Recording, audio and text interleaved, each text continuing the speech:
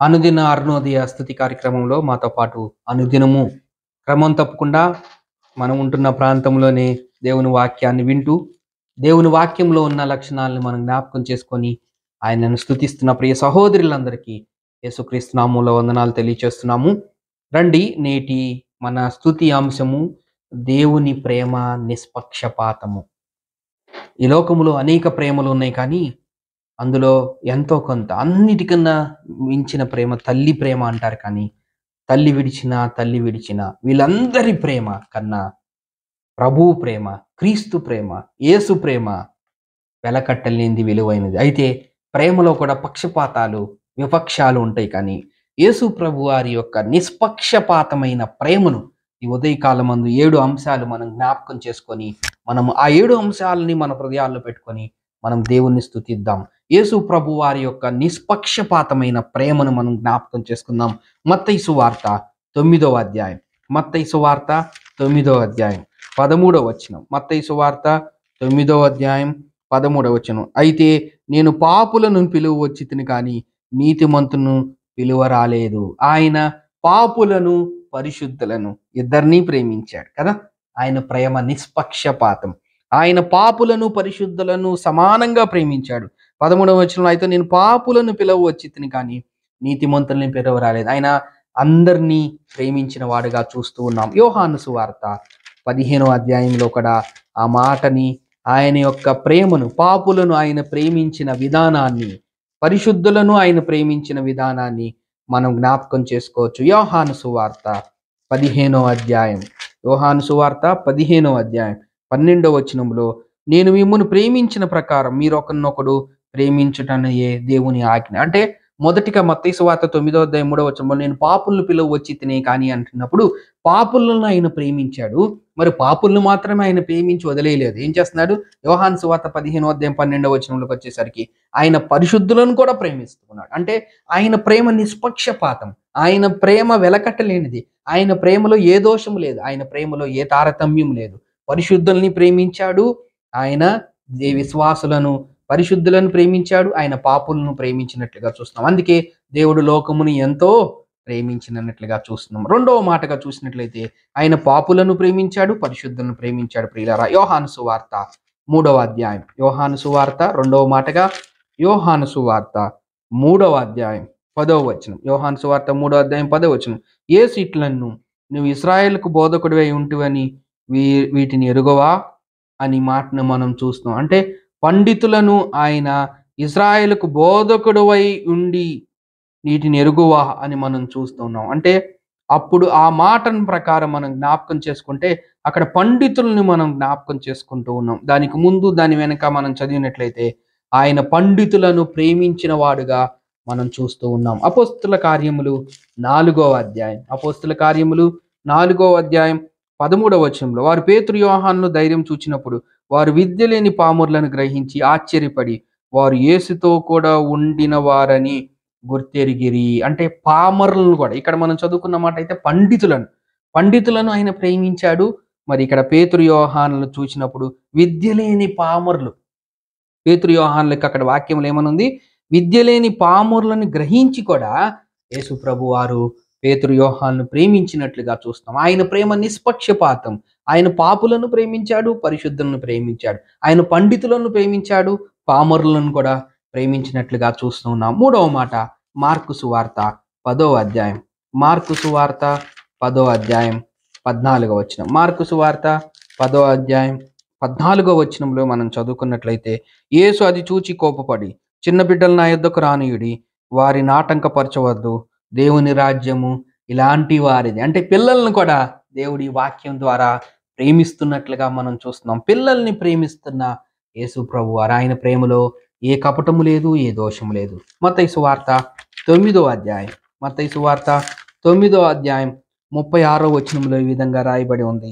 మత్తయి సువార్త 9వ అధ్యాయం 36వ వచనంలో ఆయన సమూహమును చూచి వారు కాపర్లేని గొర్రెల వలె విసికి చెదిరి ఉన్నందున వారి మీద కనికెరపడి, అంటే పెద్దలను కూడా ప్రేమిస్తూ ఉన్నాడు. మొదటిగా ఆయన పాపులను ప్రేమించాడు, పరిశుద్ధులను ప్రేమించాడు. రెండోది పండితులను ప్రేమించాడు, పామరులను ప్రేమించాడు. మూడోది పిల్లల్ని ప్రేమించాడు, పెద్దల్ని ప్రేమించాడు. అందుకే ఆయన ప్రేమ నిష్పక్షపాతం. నిష్పక్షపాతం. 4వ మాటను చూద్దామా? లూకాసు వార్త 13వ అధ్యాయం. లూకాసు వార్త 13వ అధ్యాయం 12వ వచనంలో ఈ విధంగా రాయబడింది. యేసు ఆమెను చూచి రమ్మని పిలిచి, అమ్మా, నీ బలహీనతల నుండి విడుదల పొంది ఉన్నావని ఆమెతో చెప్పెను. అంటే ఆయన స్త్రీలను కూడా ప్రేమించినట్లుగా మనము ఈ లేఖన భాగం ద్వారా చూస్తాం. వాళ్ళ బలహీనతల నుంచి విడుదల కలిగించిన విమోచకుడైన యేసుక్రీస్తు వారి యొక్క ప్రేమను మనం జ్ఞాపకం చేసుకుంటూ ఉన్నాం ప్రియులారా. ఇది ఇక్కడే లూకాసు వార్త 19వ అధ్యాయం 9వ వచనం చదువుకుందాం. 19వ అధ్యాయం 9వ వచనం. అందుకు యేసు, ఇతడును అబ్రహాం కుమారుడే, ఎందుకనగా నేడు ఈ ఇంటికి రక్షణ వచ్చి ఉన్నది. అంటే స్త్రీలను పురుషులను సమానంగా ప్రేమించిన ప్రేమామయుడు.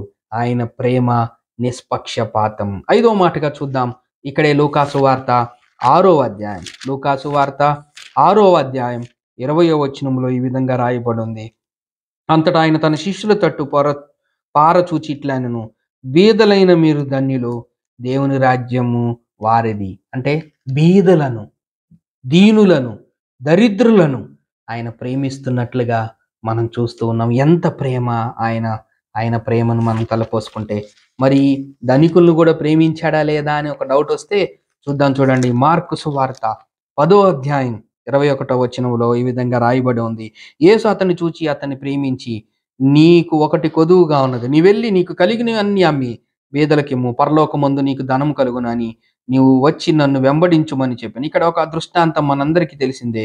ఒక ధనవంతుడిని కూడా దేవుడు ప్రేమించి దేవుని దగ్గరికి రమ్మని ఆహ్వానిస్తున్నట్లుగా చూస్తున్నాం. అంటే దేవుడు దరిద్రులను, ధనికులను అందరినీ సమానంగా ప్రేమించిన ఆయన ప్రేమ నిష్పక్షపాతం. 5 మాటలను మనం జ్ఞాపకం చేసుకున్నాం.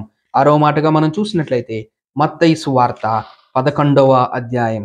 మత్తయి సువార్త 11వ అధ్యాయం 19వ వచనంలో ఈ విధంగా రాయబడి ఉంది. మనిషి కుమారుడు తినుచు త్రాగుచు వచ్చును గనుక ఇదిగో వీడు తిండిపోతును, మద్యపాని, సుంకరులను, పాపులను స్నేహితుడని పారచూస్తున్నారు. అయినను జ్ఞానమని దాని క్రియలను బట్టి తీర్పు పొందుచున్నాము అని మనం చదువుకున్నాం. ఇక్కడ చదువుకున్న ఈ మాటలో మత్తయి సువార్త 11:19లో అల్పులు కనిపిస్తూ ఉన్నారు. ఇక్కడ అల్పులు, తిండిబోతులు, సుంకరులు, పాపులు, అల్పుల్ని దేవుడు ప్రేమిస్తున్నట్లుగా ఇక్కడ స్వయాన దేవాతి దేవుడే ఈ మాటలను పలికినట్లుగా మనం చూస్తున్నాం. కాబట్టి అల్పులను కూడా దేవుడు ప్రేమించాడు. మరి అల్పుల్ని ప్రేమించిన దేవుడు అధికారుల్ని, ఉన్నత స్థితిలో ఉన్న వాళ్ళని దేవుడు ప్రేమించలేదా అంటే అక్కడే 8వ అధ్యాయం, మత్తయి సువార్త 8వ అధ్యాయం 10వ వచనం నుంచి మనం చూసినట్లయితే యేసు ఈ మాట విని ఆశ్చర్యపరి వెంట వచ్చుచున్న వారిని చూచి, ఇజ్రాయిల్లో నేను ఎవరికైనాను నేనింత విశ్వాసం ఉన్నట్టు చూడలేదని నిశ్చయంగా మీతో చెప్పుచున్నాను.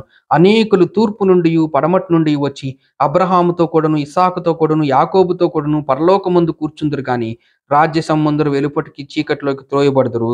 అక్కడ ఏడుపును పండ్లు కొరకటే ఉండునని మీతో చెప్పుచున్నానని. అంటే ఇక్కడ అధికారులు, ఇక్కడ జరిగిన దృష్టాంతం అంతా మనకు తెలుసు. పైనుంచి చదివితే కపర్నహూములో పక్షవాయువు గలవాడు, ఈ దృష్టాంతం అంతా మనం జ్ఞాపకం చేసుకుంటే ఇక్కడ అధికారులను కూడా ప్రేమించిన ఆయన ప్రేమ నిష్పక్షపాతం. 6 మాటలు చూసాం.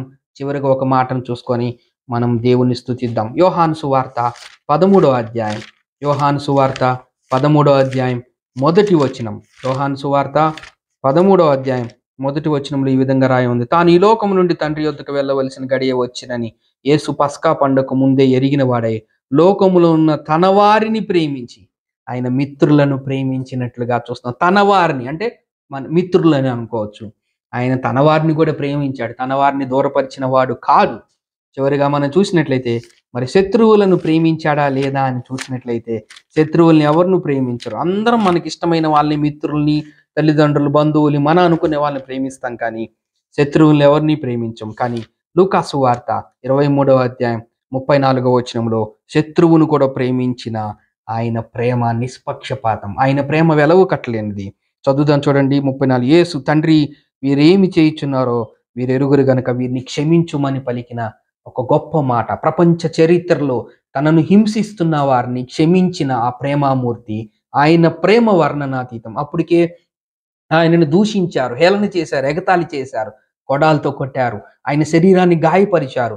ఆయన దేవాతి దేవుడయ్యుండి, సర్వశక్తిమంతుడయ్యుండి, సర్వాధికారి అయ్యుండి, సృష్టిపైన అధికారం కలిగిన ఆయనను ఆయన వస్త్రహీనుడుగా ఆ శిలువలో ఆయనను బంధించి, కాళ్ళలో చేతులతో మేకులకు బంధించి కేవలం మన పాప భారాన్ని తీసివేయడానికి ఆయన ఆ సిలువలో భరిస్తుంటే, ఆళ్ళే ఆయనని హేళన చేస్తుంటే, ఆయన పలికిన ఒక ప్రేమ మాట, ప్రపంచంలో ఇంతకన్నా ప్రేమకు సంబంధించిన మాట ఏది ఉండదు. ఏంటంటే, తండ్రి వీరేమి చేయుచున్నారో వీరెరుగురు గనక వీరిని క్షమించుమని పలికిన గొప్ప ప్రేమ. ఆయన ప్రేమ నిష్పక్షపాతం.